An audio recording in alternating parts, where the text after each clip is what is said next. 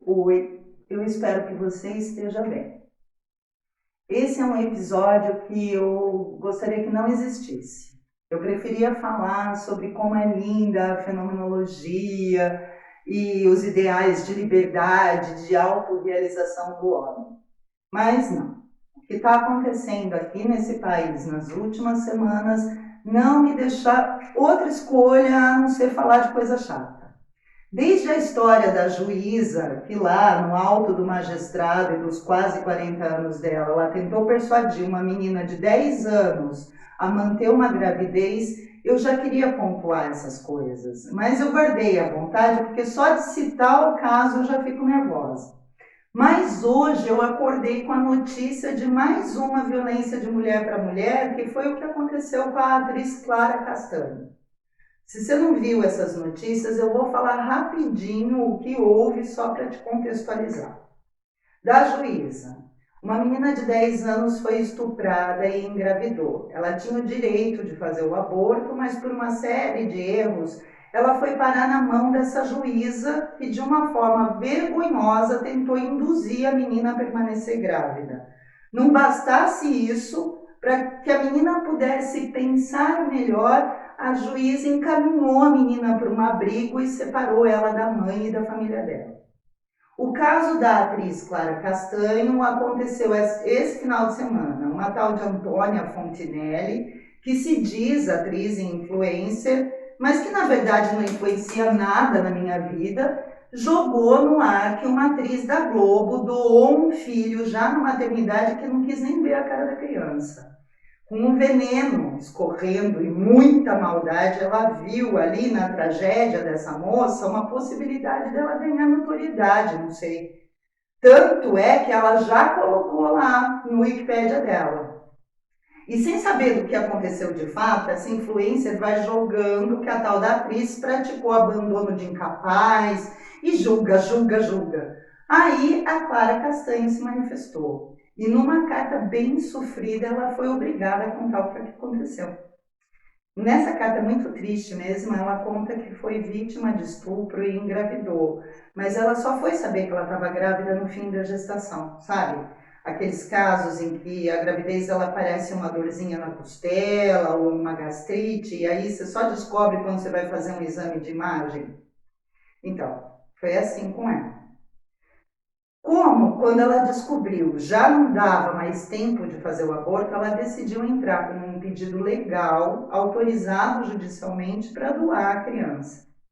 Na carta, ela conta que pensou na doação como uma forma dessa criança ter uma família que acolhesse, que recebesse ela com amor e com afeto, porque a mãe não poderia dar. E ainda na carta ela conta das ameaças e das chantagens feitas pelas enfermeiras já na sala de parto. Para a gente conversar sobre isso, eu vou pedir para você tentar olhar essas duas histórias sem tentar julgar a partir dos seus princípios morais. O que vai importar aqui são os fatos puros e simples. Os dois casos, eles envolvem questões muito delicadas ainda para a nossa sociedade, que são o estupro, o aborto e as mulheres. Tanto num caso como no outro, o que houve foi fruto de uma ética distorcida e de muito desrespeito. Mas o que mais me choca e me dói no fundo do coração é que são casos que são as próprias mulheres cometendo abusos contra outras mulheres. Tem um termo no dicionário chamado sororidade. A maioria de nós, infelizmente, nunca nem ouviu falar de sororidade e se ouviu, não sabe bem o que significa.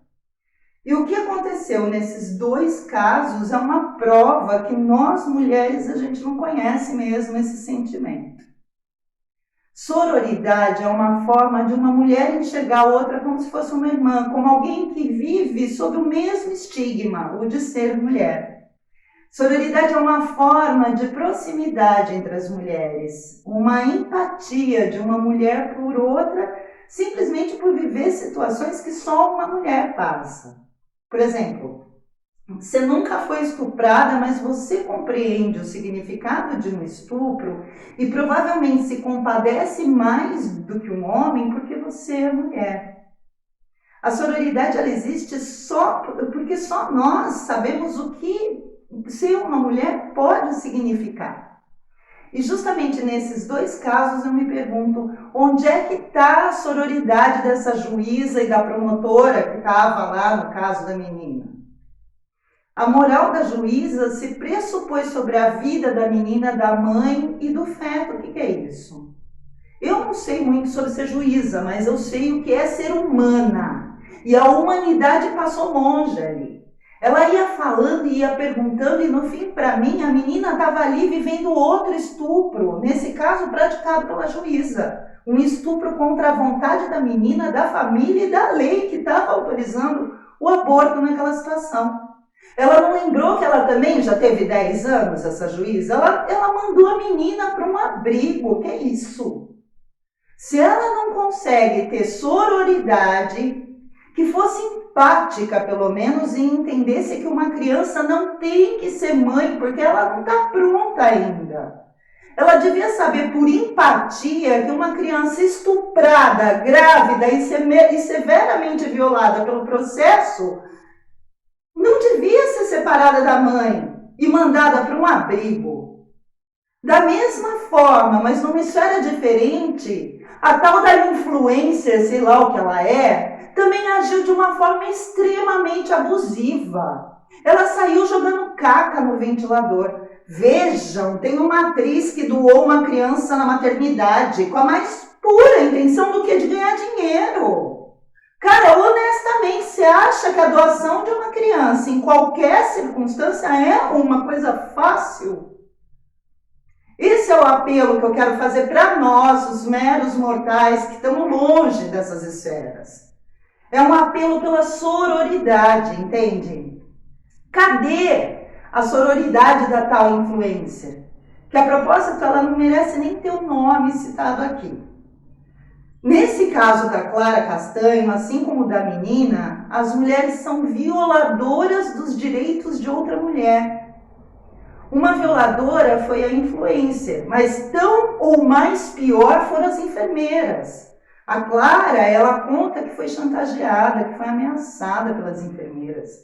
E sabe o que é pior? É que no caso das enfermeiras, elas sim sabiam das circunstâncias. Elas sabiam que a criança era fruto de estupro e que a Clara estava legalmente respaldada, mas mesmo assim esculhambando não só os preceitos éticos que impõem o sigilo da profissão delas, essas enfermeiras viram vantagem no sofrimento daquela moça. E isso fala do que a gente está se tornando, do quanto a gente tem dado audiência para esse tipo de fofoca que esculacha, que violenta a privacidade dos outros. Eu acho que todos nós somos de alguma forma culpados por essas enfermeiras chantagearem a atriz. Você entende o que eu quero dizer? A droga, ela só se mantém no comércio porque tem quem compra.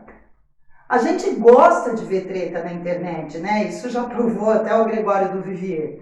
Mas tudo tem limite. A gente precisa começar a filtrar, ter um olhar mais crítico sobre o que a gente tem consumido, porque, infelizmente, eu só estou vendo retrocesso do ponto de vista ético. De pouquinho em pouquinho, a gente está afrouxando a forma como a gente compreende o outro. A gente tem tido cada vez mais dificuldade para aceitar as nossas diferenças, seja na direita, seja na esquerda, de uma forma mais explícita ou mais velada, a gente está se tornando cada vez mais excludente. A gente cancela, exclui, marginaliza mesmo os que pensam diferente de nós. E eu achei, lá nos anos 2000, quando gritavam nos discursos de inclusão, que a coisa ia para um lado diferente, mais inclusivo do que excludente. Para terminar, eu preciso dizer uma coisa que quando eu li o relato da Clara Castanho eu pensei.